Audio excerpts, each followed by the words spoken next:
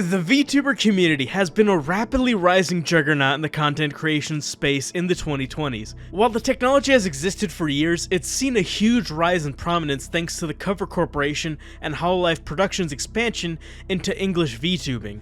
While I have mixed feelings about the genre and content, it's at least more neutral now than it was previously. But an underlying issue with the concept of VTubing is that in a sea of cute anime girls, bad actors are bound to blend into the community and appear inconspicuous, despite the disturbing truth of the person behind the model. Of course, the easy joke to make here is that the cute anime VTuber is actually a middle-aged man in disguise, but somehow the story behind our subject today is much, much worse.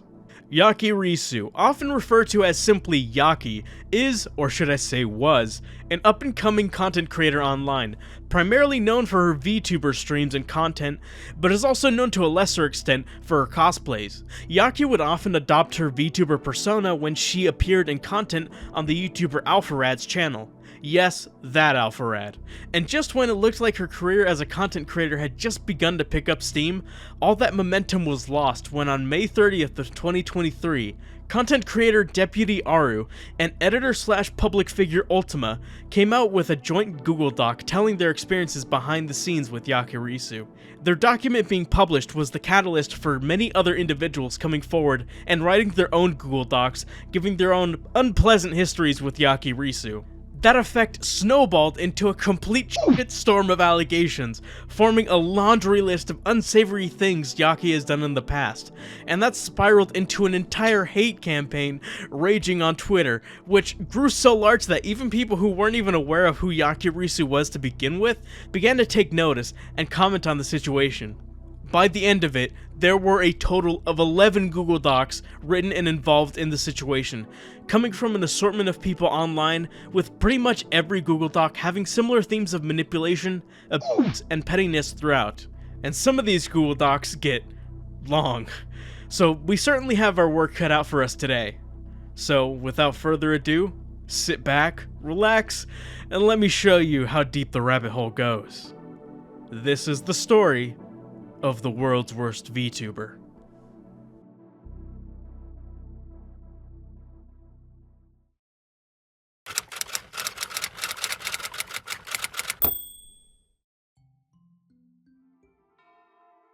Before we dive into the 11 Google Docs, we must first establish their subject and the subject of this very video. Mary is a Lithuanian-American woman from Michigan, and as we'll come to find out, has gone by quite a few aliases online, but she is best known under the pseudonym of Yakirisu, often shortened to Yaki, and sometimes remixed into new but familiar names. In March of 2019, she would create her Twitter account under the handle @Yakirisu with 2 U's. The account that would end up becoming her most popular one. According to Yaki herself, she also began cosplaying in 2019, with cosplaying becoming what she was best known for and what grew her follower base on social media. Soon after she created her Twitter, she would go on to create her Twitch and YouTube accounts, as she wanted to start streaming as well. Over the course of 2019, she would build a pretty respectable following for herself, having a nice 14,000 followers for herself only a year after making her debut. That's nothing to sneeze at. And her Twitch numbers, for someone just starting out, aren't half bad either. And with this influx of new followers, why not take the opportunity to cozy up with some of your new mutuals and start building connections with people? Although the outcome of that will be discussed later on in this video. However, this growth would soon peter out as she suddenly stopped streaming and would rarely put out a cosplay. This can clearly be indicated with the huge hiatus in streams seen on Twitch Tracker, as well as her stagnant follower growth on SocialBlade. It's unclear as to why Yaki stopped posting content online, especially since, according to her significant other at the time, she wasn't employed at the time and was mostly relying on her partner's income. Whatever the case may be, this hiatus was broken with the beginning of 2022, as she began getting back into content creation, both in terms of cosplays and streaming, and soon after began streaming as a PNG tuber. although claimed she was a VTuber in her titles and tags for some reason. And just in time too, as the connections she made in the past led her to making connections with very popular creators. This would give her a nice bump in attention and notoriety thanks to her association with them. Her growth was more gradual and steady initially, but in November, she made her debut as a proper VTuber with a model and everything. Her official debut as a VTuber garnered Yaki a lot of attention, and took her growth from modest and steady to her now gaining thousands of followers each month. And around this time, she began appearing as a guest in Alpharad's content. Getting her name out there in content by a creator as popular as him no doubt contributed to the increasingly fast growth Yaki was having at the time. Yaki was picking up some serious momentum, and at the rate she was gaining followers, Yaki was poised to end up with at least 100,000 Twitch followers by the end of 2023. And Yaki also took the opportunity to expand her content onto YouTube as well, with her creating videos and shorts that she fashioned out of her content from her streams. And these videos performed very well for themselves, with her first YouTube short having an entire 1 million views to its name. And while her 2 other shorts weren't nearly as popular, 370k are certainly large view counts. Shorts aside, she was also beginning to hire editors to create fully edited, long-form YouTube videos out of her stream content, with her 2 videos currently sitting at a pretty 274k and 135,000 views respectively. For her first videos on YouTube, that's incredibly solid. Most YouTubers' first videos don't have nearly that amount of views. With all of these factors into consideration, Yaki was bound to be a popular creator herself by the year's end, and be able to stand shoulder to shoulder with her content creator peers. With growth like this and friends like Alpharad, Yaki's career was pretty much cemented. What could possibly go wrong?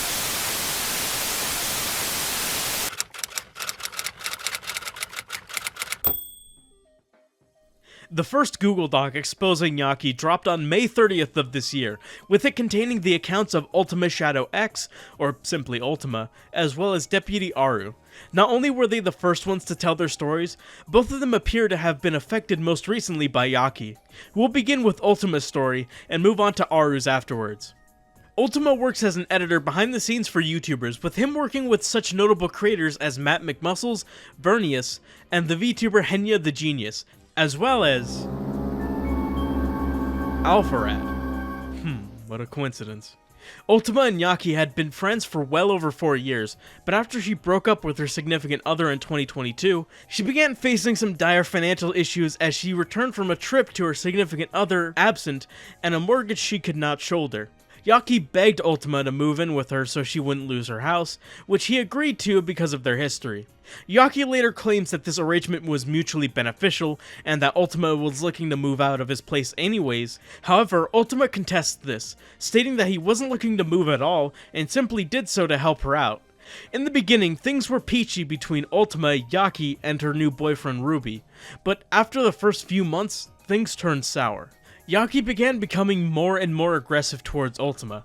Ultima's account of his experience states that she would verbally abuse him for some of the slightest inconveniences, particularly with getting him to pipe down. It's something that is focused a lot in Ultima's story, as the house they shared had thin walls. Apparently, they must have had paper-thin walls though, because if he would make any noise while she was streaming, even just whispers, she would berate him over it, ultimately resulting in one particular instance where she came into his room and yelled at him for, quote, ruining her content. She would also strong-arm him into paying for stuff on her behalf often, notably the gas for his car, which, despite belonging to him, Yaki was the only person who would actually ever use it. The verbal abuse got so bad that he ended up confiding in Fidel, otherwise known as On the Down Low or Gamescage, about the situation. Fidel will also come to play a larger role in the story, so remember him for later. I do an entire video for her and follow her rules, and do her changes, and in her notes it's like, are you stupid? This is bad. I hate this. I said to do this. I read your notes. I did what you want. Stop treating me like I'm incompetent. I am burnt out and depressed on editing. I can barely get out of bed. I lost my main source of income. You saddle up to my boss. You tell me to pay for gas on my own car. I let you drive when I don't drive. Ultima also talked about how Yaki would use her connections with larger creators, in particular her close friendship with Alpharad, and hold it over Ultima's head as a means of silencing him. "I try to handle this quietly. She will gossip. She will ruin my career. I am scared of that. All because I wanted to help." Ultima would later add an instance where Yaki threatened him if she found out he was talking about what was happening, stating ominously that they would have problems. It's always great to see people weaponize their friendships with larger creators against others. As we can see from her channel, Yaki's quite the fan of Pokemon, so it should come as no surprise to find out that her treatment of her pets is less than stellar. According to Ultima, he was the one left with the responsibility of taking care of them, feeding them, cleaning up after them, and so on. Yaki would have the cats locked in the bathroom for over half a day and would tell Ultima not to let them out. Also, if you're curious, this is what her bathroom looked like. Now, for reference, here's what Chris Chan's bathroom looks like. That's really all that needs to be said.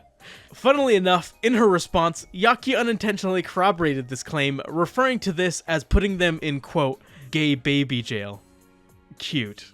The worst of it happened during Yaki's recent trip to LA, as one of her cats at home had become terribly ill, so much that it was unable to walk. While Yaki extended her stay in LA for a bit longer, Ultima drove multiple hours to the vet and paid for over half the checkup and medical costs for it, to which she allegedly never paid him back for. Due to the aforementioned issue about Ultima being too loud for Yaki, she suggested that the three of them look at moving into a bigger house to alleviate the issue, with Ultima and Ruby finding a place that worked for them. When Ultima, Ruby, and Yaki, with the help of Ultima's dad, went to apply for a loan for the house though, she refused to become co-owner to the loan, citing her mortgage on their current house. Problem is, as Ultima states, she had been making funny little jokes about moving to LA to be closer to Alpharad's group of friends, and if she ever went through with that, which is highly likely if her streaming career kicked off, then she'd abandon Ultima with a loan that he couldn't pay. Thankfully, because of her flakiness, everyone backed out. In addition to working as an editor for other creators, Ultima also offered Yaki to help her out with editing a couple of her YouTube videos as well. These experiences, however, were hellish for Ultima. As he explains, anytime I would submit a video to her for revision, I would just be treated like a total idiot. Things like, "Why would you do this?" or "You just don't get it," or "This is baffling, what were you thinking?" And it made me very upset, as I was burnt out and barely motivated to work as it is. Of note is that within an Imgur album containing screenshots on Discord between Yaki and Ultima, all of these screenshots, save for one from May, that is completely unrelated and isn't about anything, although is very ominous given the "is everything okay?" and the kinda, not really, and the 2-hour call that happened afterwards are from January and February of 2023. Considering that the two videos Ultima edited for Yaki came out on February 16th and May 8th, this leaves us with an entire 2 to 3 months of correspondence unaccounted for in this album, supposedly refuting the claim that she was abusive towards Ultima. And, you know, call it a hunch, but I don't think the messages from that time frame were quite as easy to chalk up to simple disagreements as the screenshots attached are. Or the really bad shit could have just happened in real life or over Discord calls. That's also just as likely. While we're on that topic, let's switch gears into ARUUU's testimony. ARUUUU is a content creator online with a primary focus on Twitch streaming, but also dabbles in some VTubing and cosplay as well, which is what her and Yaki have in common. How ARUUUU and Yaki came to know each other, though, was through their mutual association with Fidel. I mentioned him not too long ago. He's a streamer and content creator himself, and you might be familiar with him. He trends on Twitter semi-frequently from time to time. Fidel and ARUUUU are close friends and were once a couple, as she explained in her doc, although the relationship stopped shortly after December of last year. Things just weren't quite working out between them romantically, and they have remained close friends to this day. Yaki, on the other hand, has a checkered past with Fidel. They were good friends for a while, and Fidel helped Yaki out and gave her advice when she began streaming in 2022, but her feelings towards Fidel soured as time passed. She began to hold a serious grudge against Fidel, believing that he was actively trying to sabotage her streaming career by specifically having their streams overlap so he could attract viewers away from her streams and throttle her growth. These feelings are largely a conspiracy theory that she made herself believe, because Fidel had a minor issue with her self-promoting in his chat and Discord. This can be confirmed with DMs Yaki later leaked in her response, where she basically verbatim states this. Not to be a tease, but I'll delve more into this later on in this video. But what's important to know is that Yaki really doesn't like Fidel, and when she noticed that Aru and Fidel broke up, she began to slide into Aru's DMs to, in effect, manipulate Aru into turning against Fidel. To quote Aru directly, "It ended up with her calling me and telling me he cheated on me, and since she had no reason to lie to me, or so I thought, I believed her. She also told me that he would say awful things about me behind my back for the past 2 years he's known me, and that he actively would sabotage my career. Because she was very close to Fidel, I had no reason not to believe her." Yaki used this opportunity to try and get Aru to move away from Fidel's friend group and try and move into hers. Aru described her introduction into the friend group to basically be a way for her to secretly humiliate Aru to her friend group behind her back, and as a vehicle for her vitriolic rhetoric about Fidel. And this ultimately culminated in a trip that the group took to LA in order to spend time together, which I mentioned not too long ago. At least, that's what it was supposed to be, till Yaki started pulling some strings. In March, Aru, Yaki, and their mutual friend Izzy planned to hang out together to celebrate Izzy's birthday in LA, which coincided with other events that the three all intended to attend. Despite Aru paying out of her own pocket for this trip, she spent almost the entire trip being outcast from every social gathering during this trip. All the while, Yaki would basically lie and defame Aru and Fidel to everyone else. Yaki was able to do this because she managed to lie about both of them in order to convince everyone not to invite them, like saying that Aru made Alpharad uncomfortable, and saying that if Fidel and Alpharad were in the same place, it would blow up. Shit that was so blown out of proportion that it borderlines on complete lies. To be specific, Aru had been uninvited from a dinner with Alpharad's friend group, a brunch the following day, a trip to the aquarium, and her own friend Izzy's birthday party. In particular, that last instance resulted in Aru being given an incorrect address that took her to a completely different side of LA, and when Aru called her friends asking for them to come get her, Yaki was allegedly calling Aru passive-aggressive for being scared that she was completely stranded alone in LA in the middle of the night. Whilst we don't know if it was intentional that Aru was given the wrong address, it sounds like it was the worst moment in her trip to LA that was completely wasted to begin with. And that's while considering another circumstance Aru recounts in her own testimony, where she actually arranged plans to hang out with Yaki and Izzy in her hotel room. However, they needed to make a stop beforehand at a friend's house and told Aru to meet them there. Shortly after Aru arrived, they bounced and left to go to Alpharad's house, ditching Aru in a house with 3 dudes she doesn't know well enough to be left at their house like that. This left Aru incredibly upset that the 2 people she thought of as friends would abandon her like that. And according to Aru, the reason they did this, as well as not letting Aru ride with her friends to and from places, despite being in a hotel room close to Alpharad's place, as per their suggestion, is because Yaki specifically orchestrated it that way. Apparently, she did this because she thought Aru was being weird with wanting to find out Alpharad's address, and by that, I mean she asked like a couple times so she could Uber her friends there so they could drop off their luggage at his place for the sake of convenience, and not to the insane degree Yaki allegedly tried to portray. Aru was thankfully able to catch an Uber to the actual location of the party, and there she confronted Izzy about why Aru was being excluded from everything despite the fact that she only took the trip to LA in the first place to hang out with them. It was here where Izzy revealed that much of it was because of Yaki pulling the strings and using the opportunity to talk shit about her and Fidel for the duration of the entire trip. Keep in mind that Aru spent money out of her own pocket to come to LA. It wasn't arranged for anyone else to pay for her to fly out. So Aru spends a shit ton of money to catch a plane in a hotel in LA so she can hang out with her friends, and one of her friends is deliberately barring her from doing so and talking shit about her during the entire 3 or 4 day trip. Now that's really shitty. Aru decided she had to confront Yaki about this, and Izzy pleaded with her not to, as she was afraid Yaki would ruin her friendships, reputation, and even her birthday party. Aru had her heart set, however, and proceeded anyway. As Aru explains, despite her having 3 other people tell very similar stories, when she confronted Yaki, she denied basically everything, and this resulted in a heated conversation between the 3 of them, involving yelling, crying, and emotions running high.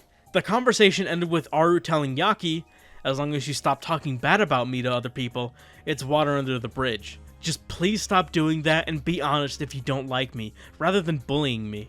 To which Yaki responded saying, "Aru, I love you. I would never say anything bad about you." Afterwards, Yaki, Izzy, and company took an Uber back to Alpharad's place, and according to Izzy, Yaki was yelling at the others in the Uber ride back about what had just transpired.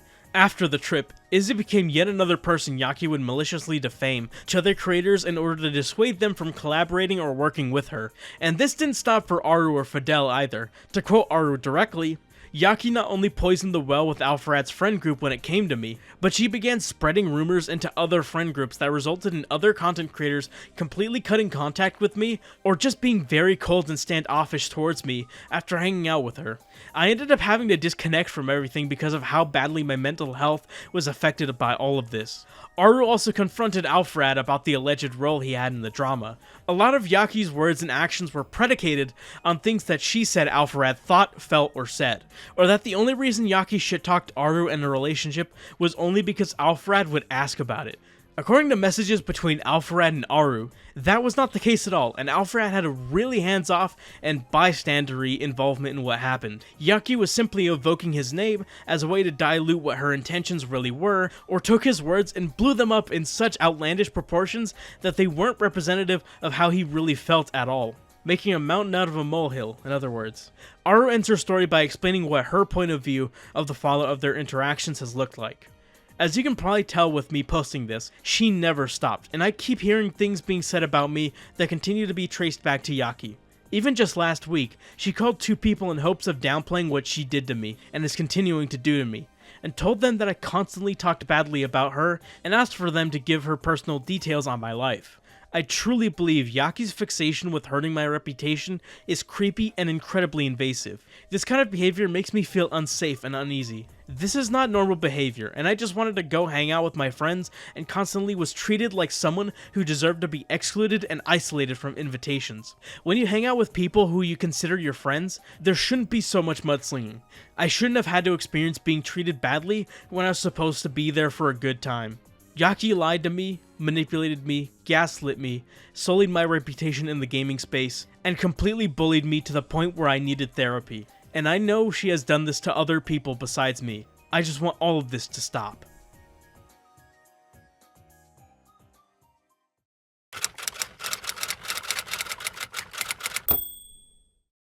I'll just give a quick warning that this section in particular deals with the subject matter such as these that you can read on screen right now. If you would rather not hear about them, just skip to the next section.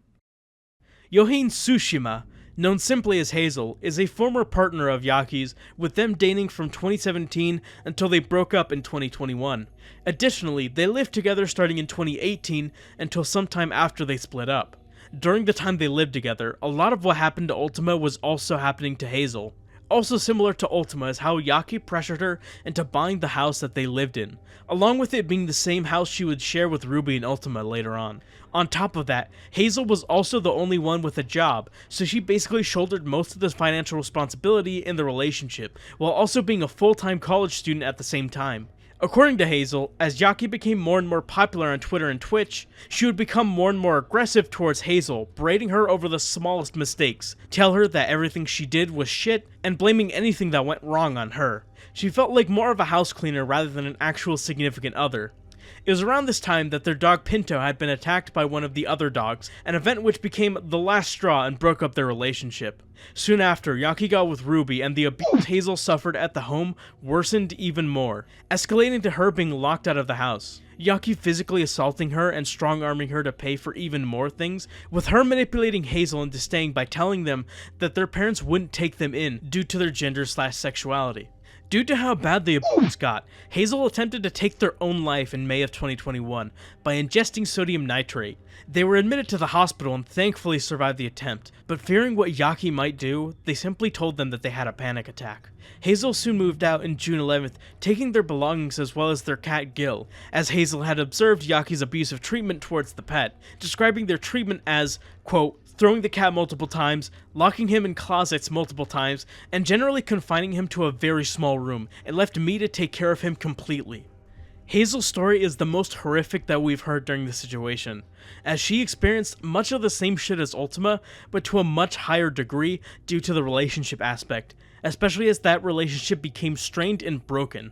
But don't think we're in the clear just yet, we still have a lot to get through.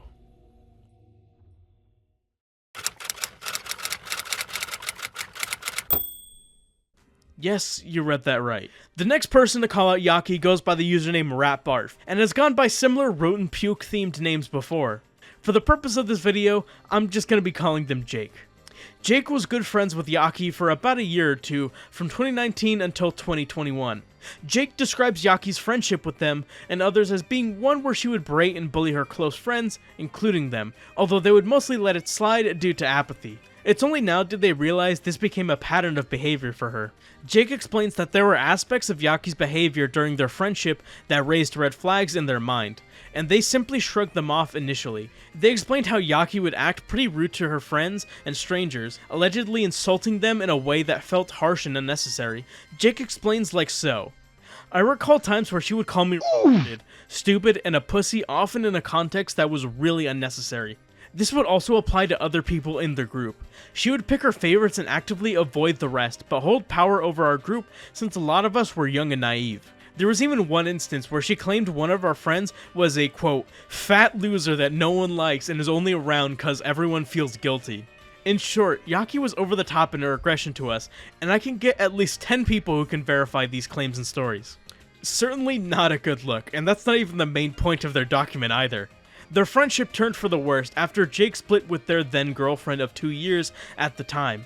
Jake admits that he didn't take the breakup well, threatening to take his own life, proceeding to make an attempt, and contacting his ex about it afterwards, despite being told not to.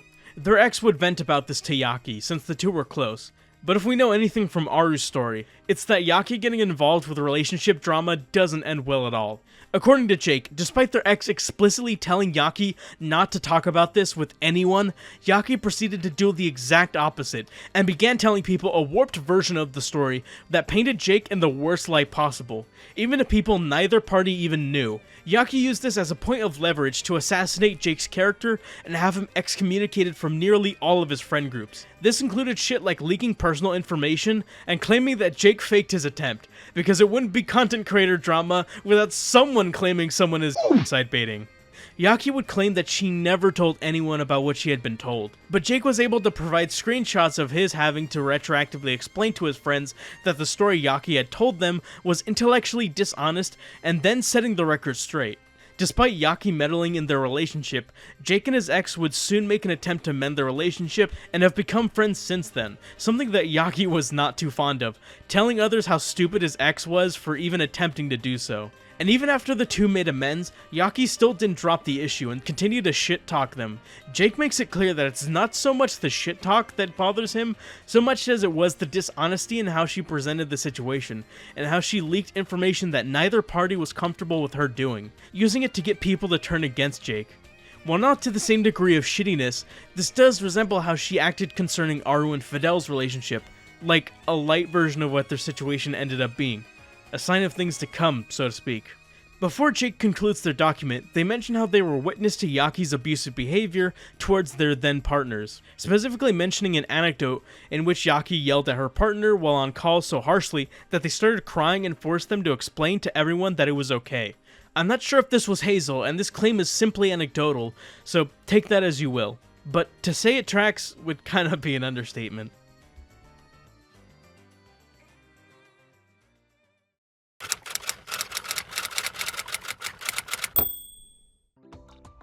Mahado's story has some similarities to part of Ultima's story, as he was commissioned by Yaki to edit a video for her on her YouTube channel. And similarly to Ultima, Mahado's story working with Yaki was very poor.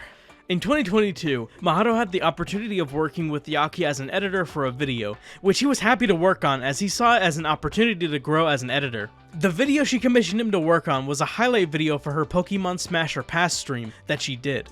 Mahado tried to make it the best he thought it could be, but she's just kinda passive-aggressive about the whole thing.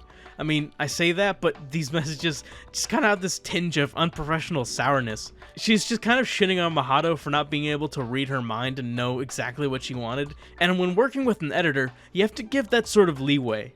If you want a video to have a very specific, strict direction or be edited in a specific way, then you just have to edit it yourself. And when Mahado points out how editing a video out of a VOD she gave him was gonna take a while, she got all catty and acted like Mahado was trying to blame her for the video taking time to make.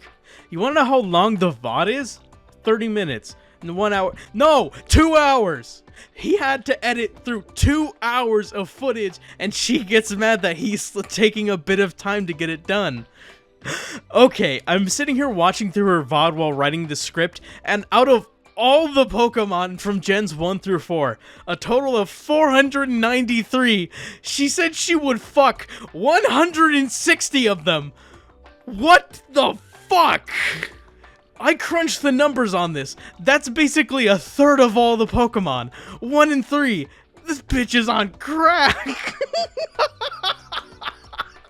Speaking of which, you want to know how much Mahado was paid for his work? You want to know how much he was paid for editing an entire 2 hours of footage into just 21 minutes? $60. That's it. $60 for all of that work. Or at least, that's what I would say if he didn't refund her half of the money for not being able to apply the changes that she requested and just to get her off his back. And if that wasn't enough, Yaki proceeded to shit-talk Mahado and his work behind his back. And I know this because if you read intently in the DMs that she leaked between her and Ultima, she literally tells Ultima that his work was, quote, horribly shitty. And in Mahado's document, he states that she's close friends with people that he talks to regularly. So there's a high likelihood that Ultima wasn't the only person she shit-talked Mahado to. In my opinion, Mahado went above the call of duty in trying to offer her some grade A customer service, and even after bending over backwards to meet her demands, she just throws that shit in his face.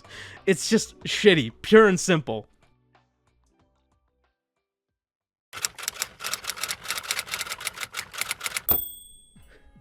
Whenever a public figure is facing public backlash due to allegations being made against them, claiming said figure to be a reprehensible human being, it's always best to respond to such allegations calmly, in the correct tone, and with a deep understanding of what the controversy is centered on. We've seen dozens of YouTubers fail in this regard, as they often approach controversy hastily, anxiously, and improperly by distracting from the main point, by focusing more on their cute pet, or with whataboutisms that leave the audience unconvinced.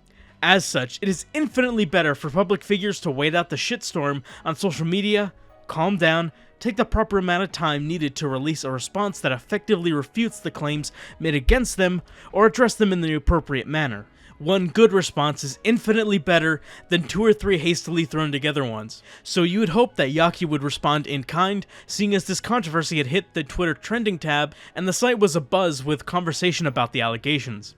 Hopefully she would respond in a week, maybe 5 days, at least a couple of days so she could calm down and collect her thoughts before responding, right?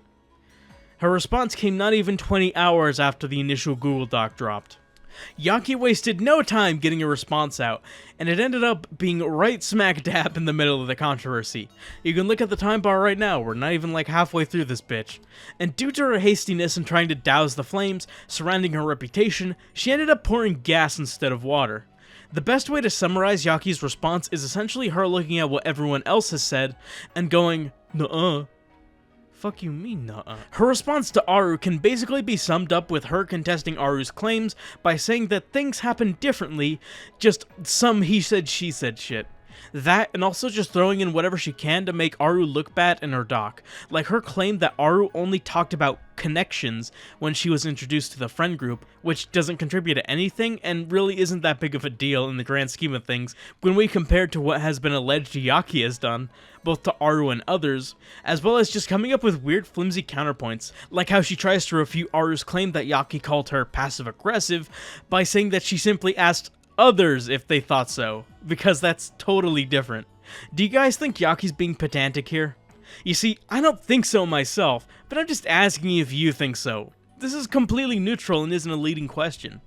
Despite Yaki's claims being dubious to say the least, and were likely put out there in an attempt to save her own ass, the riffraff had me concerned as to whose retelling of events was more truthful. After all, even if the other allegations made against Yaki have a lot of concrete evidence that solidified their legitimacy, that doesn't give us a free pass to tack on things that could potentially be untrue. After all, I literally just made a video about how that can seriously fuck you over. So I wanted to make sure that I had all of my ducks in a row and to get to the bottom of this. And thankfully, with ARUUU's help, I was able to do just that. I contacted Aru to ask her about the claims Yaki made in her document and how they conflicted with what she said, and she is able to provide some valuable clarification. Seriously, huge props to her for being so willing to talk to me about this. It's never easy to talk about something like this when you've actually experienced it in person. Yaki made the claim that Aru slept through her alarm clock on the day that their friend group scheduled a trip to the Aquarium of the Pacific. Ergo, Yaki did not make an effort to exclude Aru from the trip. However, in actuality, what happened was a lot more complicated, so I'ma break it down for you. Yaki and her friend group had initially made plans to visit the aquarium at around 1 PM the following day. Here we have screenshots provided by Yaki that show the group arranging the best time for them to visit the aquarium while this is going on. In a screenshot Aru gave me in DMs, she is also inviting one of her friends to the aquarium as well. Yaki's screenshots are 3 hours late, so these two screenshots take place at the same time. I can verify this because Aru also sent me her version of a DM Yaki attached to her response, verifying the time difference. And with that, it seemed everyone was in agreement that they would meet up at around 1 PM. Until 4 hours later, where Yaki realizes that she had plans to meet with Adriana Figueroa. Yes, that Adriana Figueroa, at 1:45 PM, creating a scheduling conflict. According to Aru, Yaki tried to reschedule the aquarium visit to around 10:30 AM, which wasn't as unanimously agreed upon as the prior time, most likely because certain people already had their own plans at or around that time, creating complications. And due to those complications, the plans eventually fell through and nobody went to the aquarium that day. This was after Aru had already been excluded from several other plans Yaki made with friends, so at this point Aru didn't have any intention of showing up at the new time and just silently canceled her plan to attend. Yaki made the claim that she and Izzy hadn't ghosted her when it came to them arranging when they should have brunch together, but rather it was Aru who ghosted them when she stopped responding to their messages concerning it, and shared this image that appears to corroborate this claim. I asked Aru about this, to which she clarified that most of the conversations setting this up happened over the phone. She explains that Izzy had taken too much time trying to set up these plans, so Aru had already made separate plans before they could agree on a proper time to meet up. Aru claims that she had to wait 3 hours for Izzy to decide on a time that would work, and speculates that the reason for Izzy's sluggishness and indecision was due to Yaki telling her not to really meet up with Aru, and believes that much of why she was uninvited to so many gatherings was due to similar conspiracy by Yaki. As for the last claim Yaki made in an attempt to discredit Aru's testimony, Yaki claimed that she had asked Aru for her ETA and received no response, meaning Aru was the one who wasn't keeping up with their questions. Aru recounts a different version of events. The reason Aru didn't respond to Yaki on Discord was because she was already in an Uber when it was sent, and by the time she saw it, she was stranded in Hollywood and was calling Izzy while sobbing. She didn't not respond because she was being inactive or lazy, she was stranded in a big city and trying to stay safe. And now that we have all the clarification from Aru that clears up a lot of what Yaki said in her response, suddenly Yaki's claims appear even more pedantic and flimsy. Her only counterclaim is that Aru failed to respond to their messages on Discord, even though there are a lot of other avenues by which Aru could have communicated with them through. And besides from that, Yaki doesn't really have much else in the way of defenses for herself, save for one last thing. In her Google Doc, Yaki proceeded to leak a total of 111 screenshots she had taken of the beginning of her DMs with Aru, and I read all of them. And what I found was quite interesting. The DMs initially begin with both of them venting about their frustrations with Fidel's chat and the remarks they make about them. That's nothing out of the ordinary. It's completely understandable for them to vent about a rowdy Twitch chat. However, what's interesting is that Aru pivoted the conversation from complaining about a Twitch chat to complaining about a lie Fidel told. Something relatively small and not a huge deal, but Aru values honesty. Yaki then used this little bit of frustration from Aru to take her into a Discord VC, where she basically told her a false story about how Fidel was cheating on her, with this story being about how while Fidel and Aru were dating, Fidel was receiving nudes from another female streamer behind her back. Aru had no reason to believe Yaki would lie to her and only had her best intentions in mind, only to find out in a matter of months that the story wasn't true. What ensued was a pretty brutal bout where both Yaki and Aru would converse with Fidel separately, where they confront him about this false story, and when Fidel obviously claims that the story was false and fabricated, they assured each other that Yaki's story was the truth and that Fidel was attempting to blame others instead of himself. Of course, Fidel being dumped by his girlfriend because someone he thought was his friend decided to tell them a false story about how he was cheating on her understandably upset him. This was Aru's thoughts on that at the time. Also, why the fuck is he yelling at you for something he did? Is he crying at least? Please tell me I made him cry. He sounded like he was, yeah. Heh, bitch. Deserved. She would go on to repeat similar sentiments throughout the rest of the leaked DMs. The rest of them consist of the two of them completely shitting on Fidel and totally ripping into him. The one particular thing that stuck out to me is how Aru called Fidel a spoiled man-child whose own mom told him he has a history of habitually lying. So yeah, it's not pretty. What's perplexing about why Yaki attached these screenshots is that they don't prove a whole lot. Sure, they make the drama more juicy, but all of these 111 screenshots were pretty much aptly summarized in Aru's original document. Sure, she didn't divulge into just what she said about Fidel, but it gets the general gist. The only reasons Yaki attached these screenshots is either to portray Aru poorly by showing how brutal she was to Fidel during their breakup, or because she genuinely for some reason thought these screenshots held details Aru left out of her document, when that's really not the case. This is just really confusing. I don't know how she expected anyone besides a complete psychopath like myself to really sit there and read every message, and in the end, the messages weren't really the gotcha she was hoping for. But I suppose that could really be said for the entire document, really. Yaki then moves on to talking about Ultima and his story, with her beginning by explaining that she never strong-armed Ultima into moving in with her, and that their agreement was mutually beneficial, as Ultima was also looking to move out of his current place as well. Ultima later claims that this was a lie, and that he wasn't in any need to move out at all, so we're off to a good start already. Yaki just kind of throws her hands up and admits that pretty much everything Ultima mentioned happened, but spins it in a way that gives her plausible deniability. Kinda like, yeah, that did happen, but I don't remember it being as bad as how he described. The funniest instance where she does this is when she mentioned how Ultima claimed that she threatened him if he were to talk about the alleged abuse, and she said, yeah, I said that, but I didn't mean it like I'd destroy his career. And it's like, what did you mean then? I suppose given the nature of these allegations that it is possible Yaki could have been telling the truth, and for some reason Ultima, Fidel, and everyone else vouching for his claims are just making a concerted effort to defame Yaki, but I personally find that hard to believe.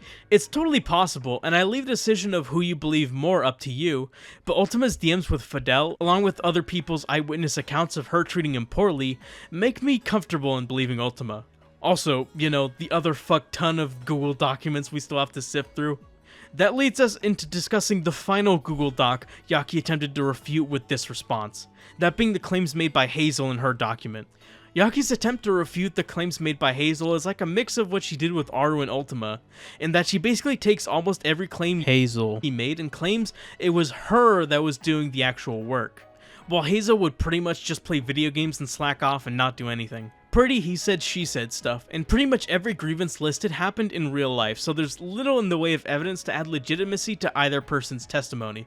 But what's really strange is that, aside from that, Yaki also misunderstands and misinterprets what Hazel said in her original document, like how Hazel made it clear that she hid her suicide attempt from Yaki and kept it a secret and simply claimed she had a panic attack. To this claim, Yaki says that she doesn't remember the incident at all, completely ignoring that that's entirely Hazel's point, or how Yaki claimed that Hazel never trained their dog Momo, when Hazel admits that while she tried, she was ultimately unable to do so on top of her college classes and her full-time employment. And another time when she claimed that her cat Gil was kidnapped while she was away, when Hazel explicitly mentioned this, and that her reason being that Yaki was abusing him. This is either evidence of Yaki rushing out a response to stoke the flames of the drama, or Yaki lying in her response by denying everything Hazel claimed, even if it doesn't make sense for her to. It's very odd. This response was also where Yaki posted pictures of the condition of her house after she had returned home from her trip, claiming that Hazel was the one who trashed it and that she was the one not putting in the work to keep the house tidy. But based on Hazel's testimony, she was the only one paying for pretty much everything, while also going to college and trying to clean the house when she could. Considering the aforementioned inaccuracies in Yaki's story that cast doubt on the validity of her account, this very well could have been an unintentional self-report on just how unsanitary her living conditions were, and possibly still are. But hey, that's just a theory. Yaki just couldn't help herself and decided to drag in another person into the situation, who, up to that point, wanted to remain a third party. Because even when facing backlash from a tidal wave of people on Twitter, she can't stop herself from shitting on Fidel. Fidel is mentioned in her response more than Ultima or Hazel, which is absolutely dumbfounding.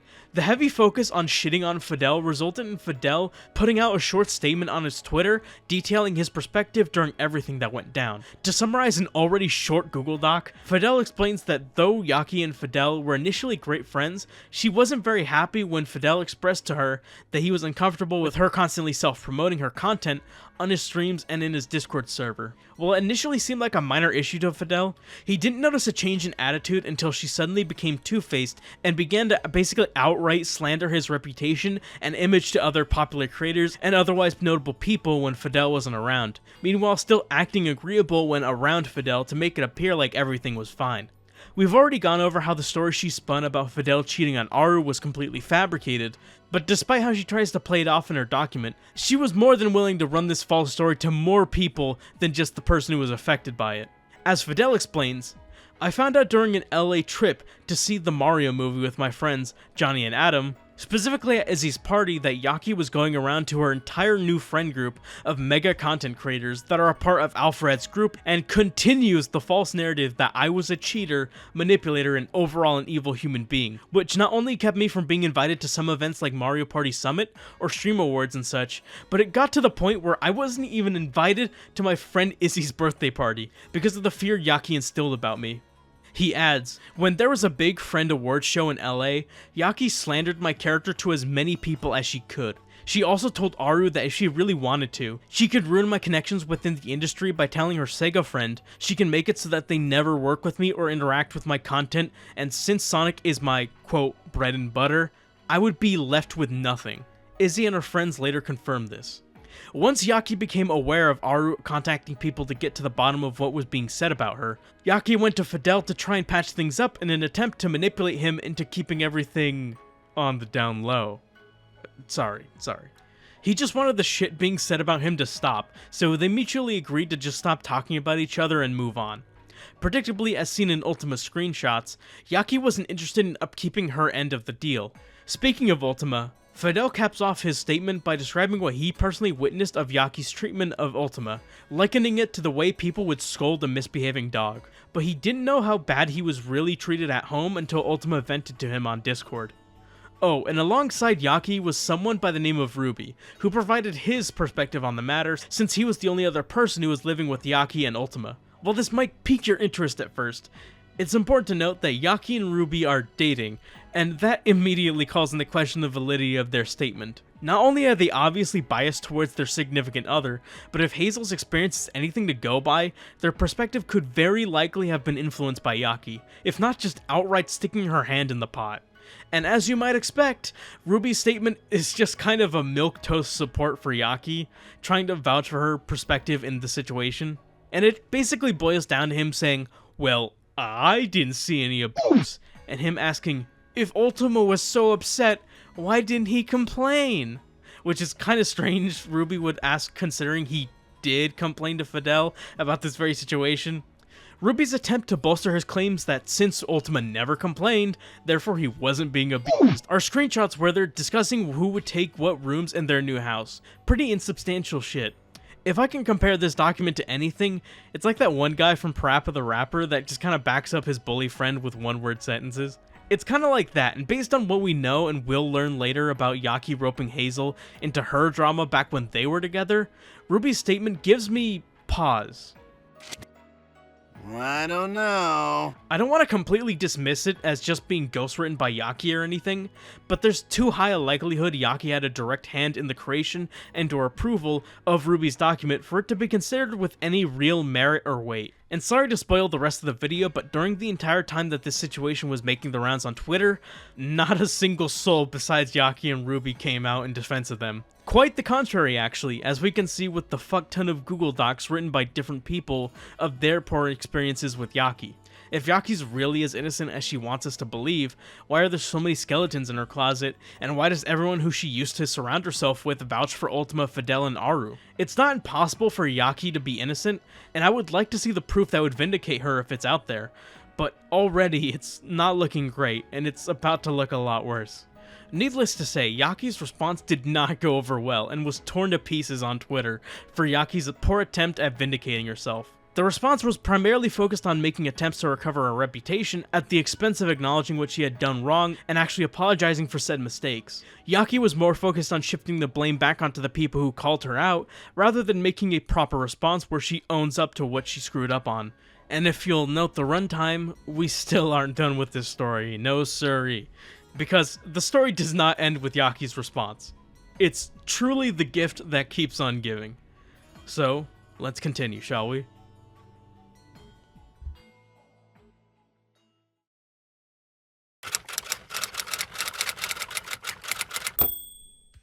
The central component for any VTuber online is their VTuber model. It's what's always on screen during their streams and videos, it's the focal point of their branding, and it's what the graphic design of their branding is usually based on, and it's literally the entire point of a VTuber. I mean, a VTuber without a model is just a normal streamer without a face cam at that point. While VTuber models are the most integral part of the community, VTuber models are also prohibitively expensive. Provided a VTuber isn't creating the model themselves, commissioning an artist to draw a model for them tends to cost upwards of $400 or $500. You can get something cheaper for sure, but that's the general rule based on the numbers I've been seeing after sifting through quite a number of commission sheets. And with the vast majority of VTubers being slick, pretty anime characters with a lot of detail, it's the big contributing factor as to why the price tends to be so high. And that's just on the art itself. You also have to rig every separate section of the model, and if you don't know how to get that done, well, you're gonna have to pay someone to do that for you. And if you want to go the 3D route with your model, just forget about it at that point. Establishing just how expensive VTuber models can be is important, as it provides you a frame of reference for Tommie's story, as they are a former friend of Yaki's who was the artist who provided her both her PNG tuber avatar and VTuber model. At the time of their creation, Yaki had just split with Hazel, so Tommie felt bad charging her for their work. And since they were pretty close, as Tommie explained, Tommie decided to make these for free. Again, a VTuber model that, based on how nice the art looks, would easily cost upwards of $500, and Tommie was such a lad that they decided to do it free of charge. Yaki assured Tommie there would be no deadline, and they said they'd try to get it done within 5 to 6 months, although advised them to look into potential other options if they weren't able to get it done fast enough. Seeing as they were doing this for free, that's pretty reasonable. Months passed, and due to having some personal issues as well as already having commissions, which obviously take priority, they weren't able to get a ton done. But when Tommie had most of the sketch done, Yaki requested some changes, and since it was still early in production, they were more than happy to oblige. Should be a win-win for both. They had a call a couple weeks later which served as the instance when Yaki changed her model from the first concept to the new final design she would end up using. But then a month later, tensions began to rise. While Yaki didn't give Tommie a deadline, Tommie began saying things like, "It'll be done Monday, it'll be done next week," and so on. To Yaki, she took this as Tommie setting a concrete day of delivery, which was not the intention. So when Tommie would postpone when the work would be done, Yaki became more and more peeved.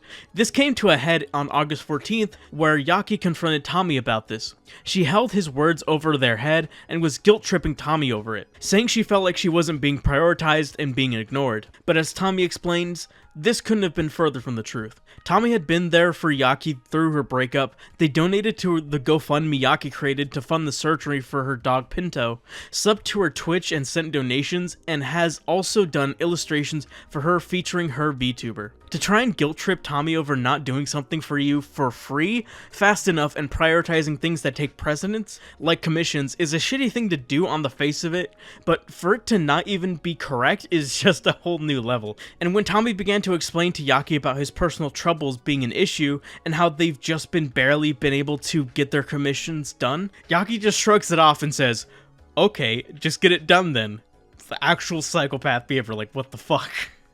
These screenshots just reveal this weird entitlement from Yaki, acting as if he owes her this VTuber model just because he said he would do it, and her whole reason as to why he has any obligation to deliver it in a timely manner is that she did his makeup for his cosplay he did one time. One last thing I want to touch on for the sake of completeness is one last screenshot Tommie posted on Twitter, this one being her response to this drawing he did. It looks pretty damn good, but when she saw, she was weirdly passive-aggressive and backhandy about the whole thing. Sick art! Laughing at how you forgot 99% of the design though. Not gonna lie, I did sketch it off of memory and went with what I remembered. Oops. Honestly, impressive, but you forgot so much. Would it have killed you to say thanks?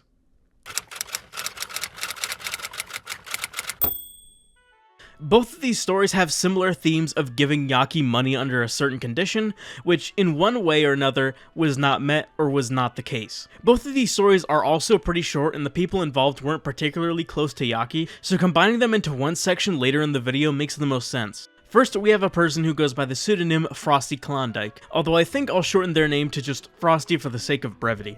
Frosty was a fan of Yaki's streams beginning in September of 2022. They explained in their document that they particularly gravitated towards Yaki's community thanks to them being inclusive of their non-binary gender identity, as well as Yaki being a cosplayer, which Frosty is a fan of. When they saw that Yaki had a Patreon, they decided to become a top-tier patron, which included the benefit of requesting Yaki to do a custom cosplay based on a character of the patron's choosing. Initially, this Patreon tier started at $100 a month, then doubled to $200 every month, then $400 every 2 months. Frosty was understanding of Yaki adjusting the price of the Patreon tier so much as Yaki would still need to turn a profit for each custom cosplay for the effort to be worth it. What they took issue with was instead Yaki's tardiness with delivering Patreon rewards. This is what the timeline looked like. Frosty became a patron on September 26, 2022, and requested Yaki cosplay Nico Robin from One Piece. Yaki agrees and orders what she would need for this cosplay. The cosplay outfit then arrives on October 30th. Outfits are likely made to order, so that is understandable. Yaki tells Frosty that she should have the cosplay done and sent to them within a week. It wasn't until December 22nd did Frosty receive a proper update that the cosplay had been completed, and even then, Frosty didn't receive a link to claim their rewards until January 12th, literally a wait of over 3 months. And you want to see what the reward looked like after all that time wasting? Money well spent, don't you think? Adding insult to injury is that whenever Frosty would ask about where their reward was, Yaki would get pretty clearly upset with them asking, despite the fact that they paid for the fucking thing to begin with. It starts with her getting kinda snippy with Frosty by telling them that getting into cosplay takes more time than it does to just change an outfit. Again, just really passive-aggressive and petty. And Frosty sent that message 21 days after Yaki told them that the cosplay had arrived and photos would be sent within a month. I don't think asking almost 3 weeks later is some sort of infraction. Oh, and just the irony of Yaki getting defensive when her patrons inquire about something they paid for, yet she acts entitled when pushing around Tommie about something he's doing for her for free. The next time Frosty asked, she responded really bluntly, almost as if she was insulted they asked, and proceeded to kinda just list excuses about how she does other things besides streaming and cosplay, and how she needs to do other things in order to pay her bills. Except that her Patreon is also paying her bills too. But, friends, I don't know. That's not the last of Yaki taking offense to her patrons asking for updates about the shit that they paid for, but we'll leave a pin in it for now and get back to it later. Not delivering Patreon rewards in a timely manner is bad, of course, but what I think is worse is the other reward of note that Frosty pledged for. That reward being a paid privilege to be a Twitch and Discord moderator for Yaki. Now, on the face of it, this is a terrible idea, and you don't need me to tell you that.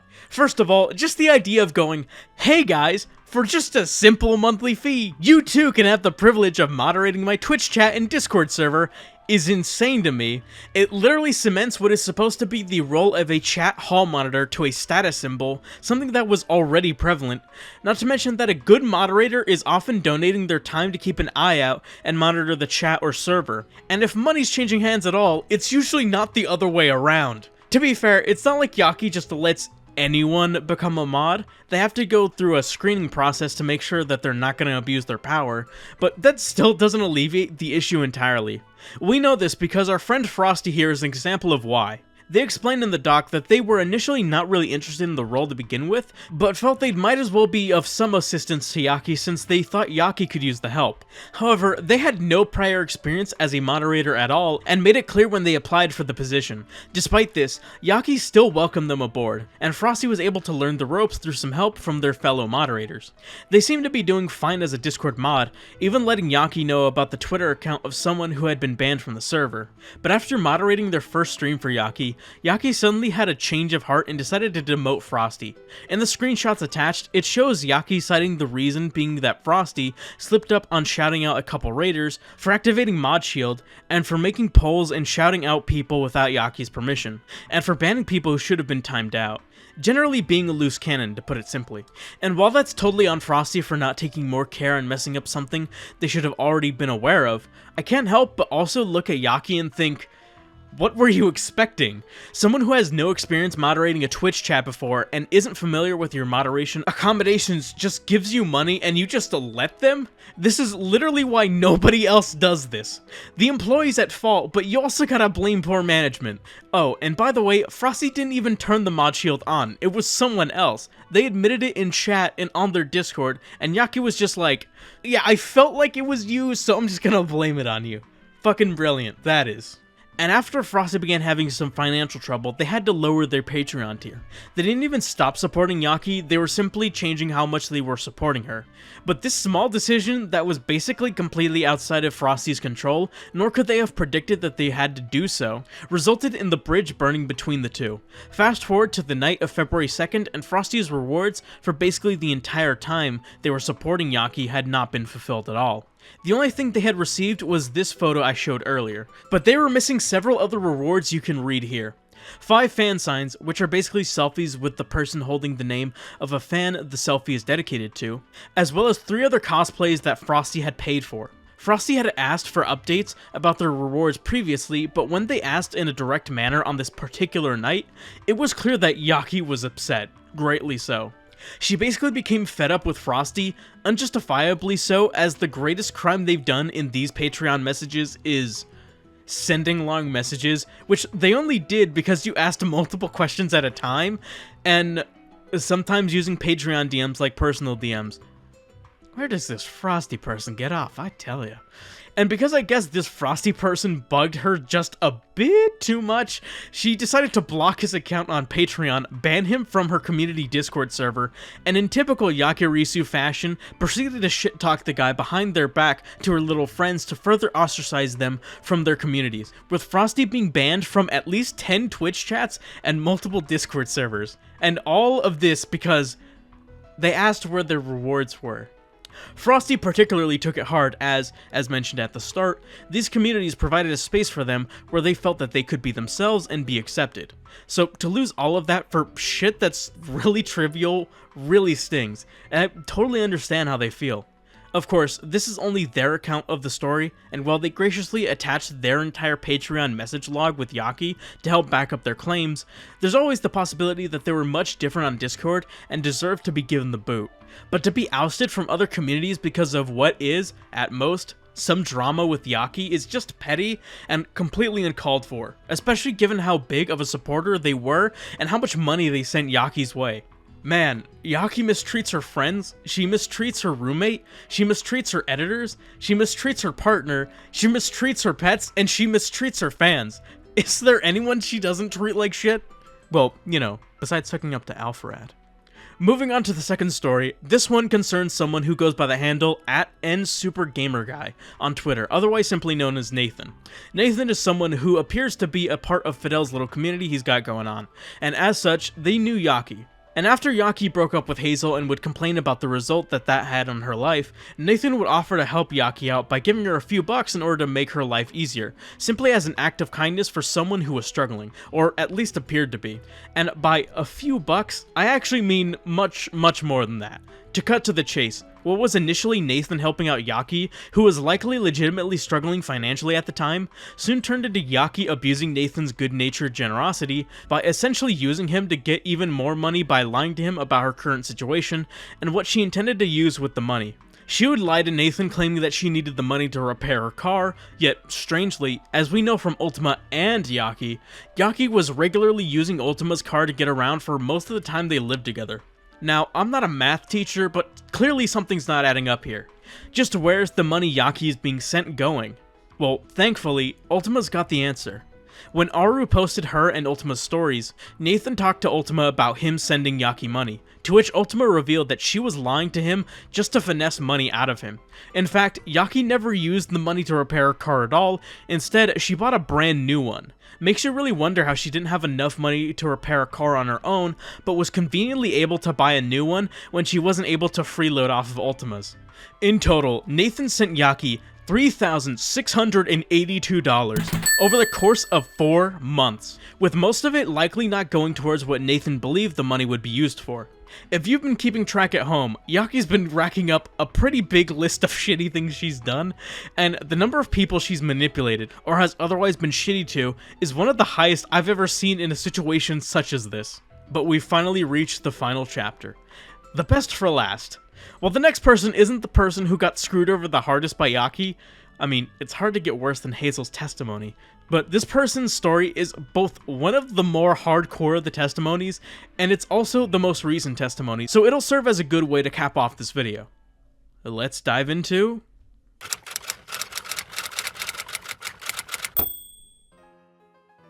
Twitter user @Himea, known simply by their name Sean, is an artist who has something of a complicated and checkered past online.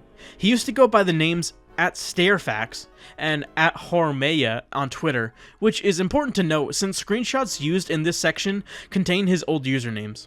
Under that old username, he began to grow infamous due to his tendency to accept a lot of commissions, but would be very slow in making progress due to a few factors concerning his living situation at the time. So, allow me to give you their backstory, as it's integral to understanding their experiences with Yaki.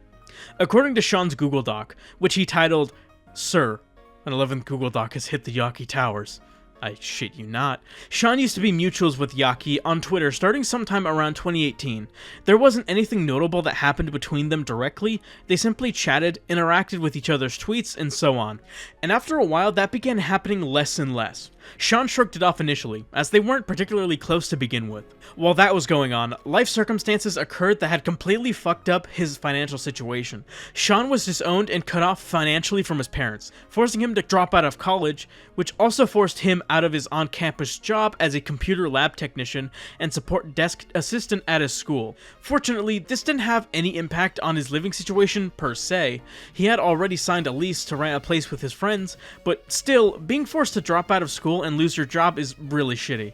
Due to being out of a job, they decided to give becoming a full-time freelance artist a shot in order to keep himself afloat. This is where he made the mistake of accepting too many commissions at once, which became an issue that would grow in scale over time. But it's understandable why he would do this. I mean, rent's not gonna pay itself, and he's gotta feed himself somehow, and none of the jobs he was applying for were getting back to him. But shit really hit the fan when his computer shit the bed, resulting in him losing all of his data. This set him back not only in time, but also financially, as he had to pay for his laptop's repairs. This is where the amount of commissions he accepted really bit him in the ass, as it's what led to him being infamous around the art community. As his work kept getting pushed back, resulting in compounding stress on top of what he was already dealing with, and disappointed clients, Sean slipped into depression. Word of his irresponsibility with commissions began getting out, although Sean acknowledged that his clients did have every right to complain. But strangely, concurrent with the rumors of his lackadaisical work ethic were rumors that Sean was taking the commissioner's money and blowing it all in gacha games, namely Fate Grand Order. Sean vehemently denied this aspect of the rumors about him, as he was using the money for basic amenities like rent and food. These incorrect rumors only worsened his ongoing depression, and if things couldn't get worse, 2020 rolled around and, due to circumstances that I'm sure we're all familiar with, it only made Sean's life even worse. He had to cancel his appearances at nerd and gaming events at his university, which would have been a good opportunity for him to make some more money to ease his financial troubles. Due to his lack of money, he was even evicted from his dingy, crappy apartment, forcing him to move into an even shittier hostel. Sean explains the experience thusly. 12 people, sharing an apartment space meant for 3 people at most, sharing one bathroom with constant racism-based berating, lack of privacy, inability to work due to a lack of privacy, awful roommates, loneliness, and more depression. After 2 months living there, he was thankfully able to move out thanks to the kindness of a friend, and he has been improving mentally over the past 3 years, but the damage to his reputation has been done, and he certainly hasn't fully recovered yet. He's very aware of his poor reputation, but he can't really object because, well, they're kinda right.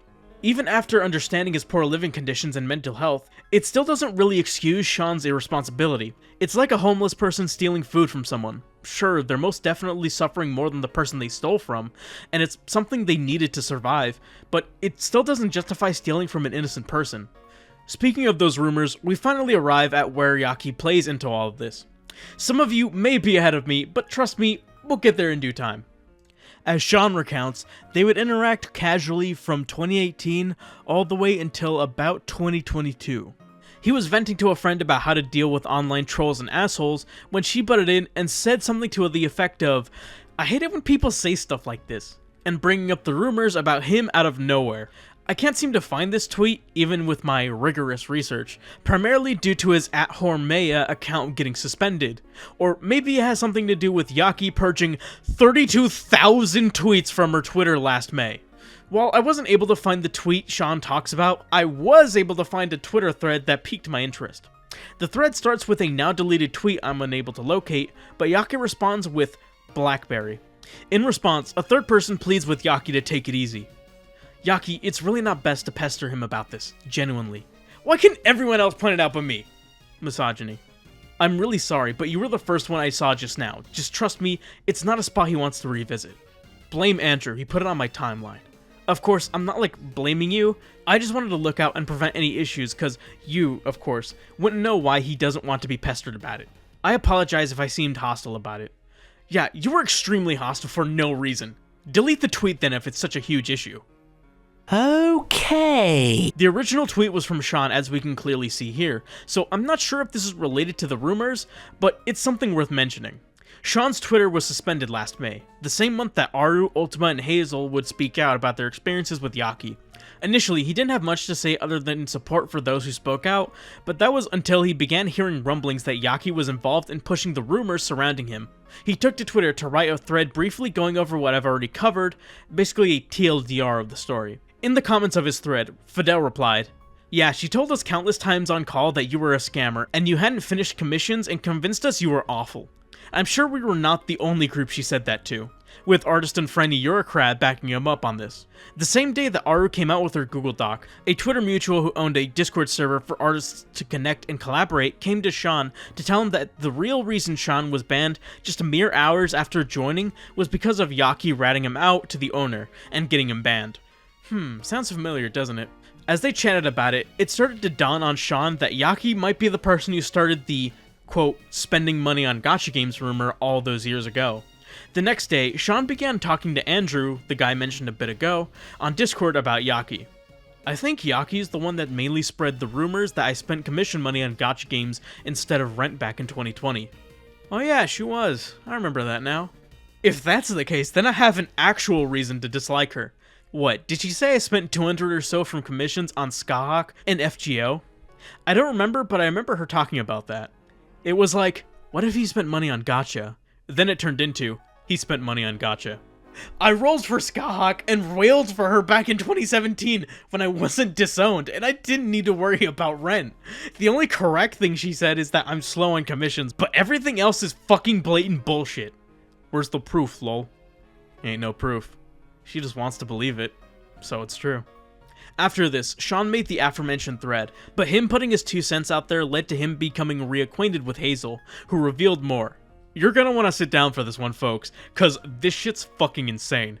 Hazel revealed that Yaki had actually been screenshotting and documenting tweets from Sean where he was quote-unquote e-begging. And according to this compilation, this can either vary from asking his followers for $16 to offering to sell something to complaining about being broke.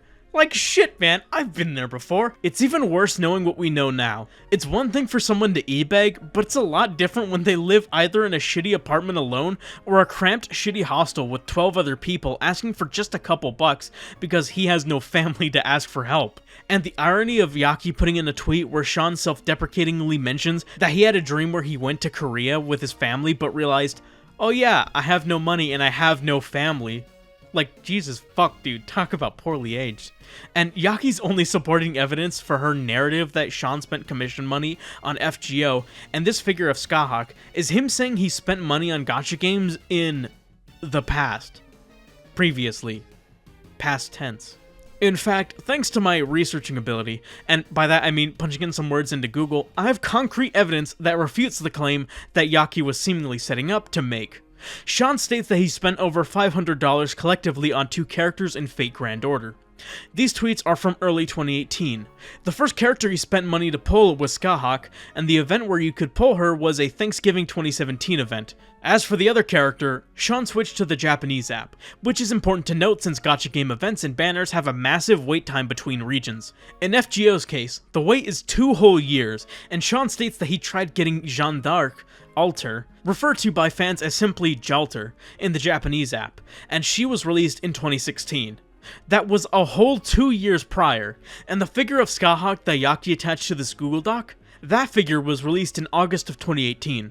Sean wasn't disowned until summer of 2019, that being when his financial troubles properly kicked off. This so-called evidence Yaki intended to show proving Sean was using commission money on gacha games doesn't hold weight at all. Just the fact someone would not only make a Google Doc containing such nothing burger instances of someone quote-unquote e-begging, which is actually mostly said person venting about their current life situation, but to also rope your significant other into it and get them to help maintain the Google Doc as well is genuinely psychotic behavior. If I had to guess, I'm assuming she was probably gonna write some bullshit Google Doc expose about how Sean scams people for money to spend on gacha games. How ironic that would have been. Oh, but it doesn't stop there.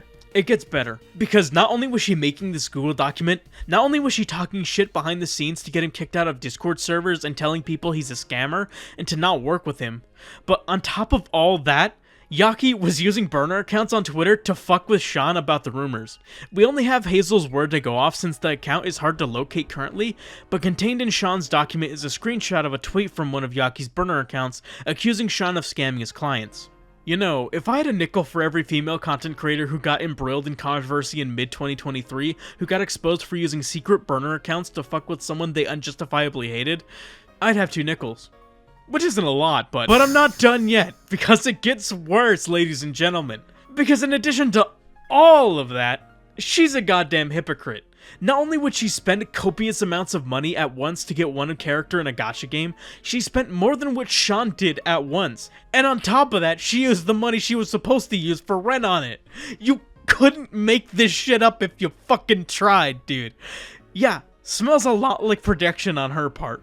Spread rumors about Sean being a scam artist in order to ruin his reputation, but is actually the one who spends her rent money on gacha games. That's just the kind of person Yakirisu is, and Sean's story is truly just representative of just what's wrong with her. Sean wraps up his document by summarizing how bad Yaki's actions were when you get a sense for the entire scale and understand his perspective. A guy who was disowned and abandoned by his family, falling into financial troubles, barely making ends meet, needing to sell his own personal belongings just to feed himself, living in very poor conditions, and having the universe conspire against him with having his laptop crash like that. Living like that is hell itself, but to have someone come along, A-log you and maliciously spread untrue rumors about you to popular creators and public figures just to taint your reputation is a whole nother level of psychotic. It's one thing to be upset with Sean and his irresponsibility, but Yaki took it to a degree it should have never gone. And for what? Nothing. Sean did nothing to Yaki. Certainly nothing worth having this much ire thrown his way. I would say this is kicking a man while he's down, but that's not even in the same league. When it comes to Yakirisu and just the sheer amount of terrible shit just one person can commit, you couldn't ask for a better, more representative story to cap off this video than with that.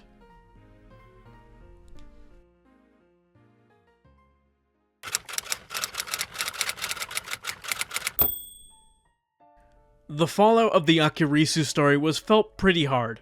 Her name was trending for a solid 3 to 4 days on Twitter. She was pretty much the main character on the site over that period across every circle that was even vaguely aware of her. And even people who weren't even aware of who she was began chiming in due to just how far the allegations had spread. While a few were willing to defend her, most of the internet couldn't ignore the laundry list of poor experiences that many had with her. I mean, when 10 different people come out in the span of 3 days, all with their own stories of someone being a shitty person, it's hard to shrug off the entire controversy as conjecture. And as if the entire internet being against her wasn't bad enough, the final nail in the coffin for Yaki came on June 2nd of 2023, when Alpharad, one of Yaki's close friends, and an incredibly popular YouTuber in his own right, went live on his Twitch to address the litany of allegations surrounding his friend. Alpharad's name was mentioned somewhat frequently in ARUUU's story, and since Alpharad featured Yaki in much of his content, with an entire video of his putting her at the forefront, people looked to Alpharad for a response. I would compare Alpharad's response to pulling teeth. It's very clear that Alpharad doesn't want to make this stream, and you get this strong feeling that he really doesn't want to be here right now. And it's understandable given how close Yaki was to Alpharad and his friend group, and even despite Alpharad's close friendship with Yaki and his reluctance to speak on the matter, he wasn't gonna run defense for Yaki either.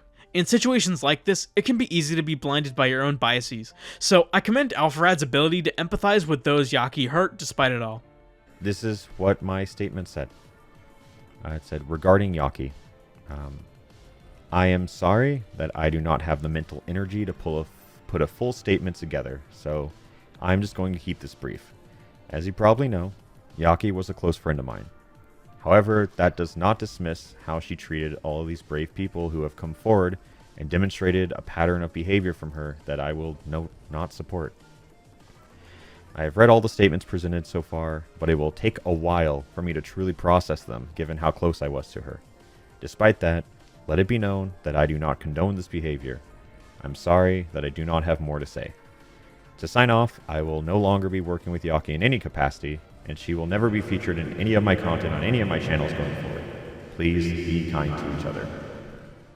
And just like that, everything Yaki had built, the connections she made, the branding she crafted, the budding fanbase she just barely began to cultivate, was washed away as the one person who was set to cement her career as a content creator disavowed her. Kinda ironic considering she weaponized her connections with Alpharad to hurt others. This is quite literally the textbook definition of reaping what you sow. Alpharad's statement served as the final person of note to add to the conversation surrounding Yaki and the allegations that came forward during the time, being the punctuation to the discourse. Alpharad's stream was the final nail in the coffin, but the coffin for Yaki's career as a content creator was fully buried when she deactivated her Twitter and Instagram accounts sometime either late on June 26th or early June 27th. Yaki might have had a slight chance to make a comeback if she was lucky enough, but purging her Twitter that had over 100,000 followers at its peak has sealed her fate. While her YouTube and Twitch pages remain up, it's likely they won't see much activity, at least not in the foreseeable future. Maybe she might be biding her time to make a comeback, perhaps she intends to rebrand to give the VTubing thing another shot, but in all likelihood, this is probably where Yakirisu's story ends. What else can be said about Yaki at this point?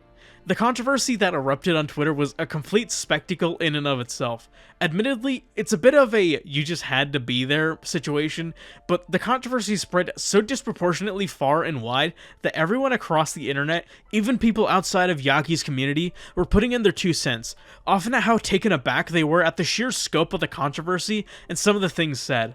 Perhaps it's indicative of a larger phenomenon, but what I can say for certain is that everyone present was in awe at the utter catastrophe that unfolded.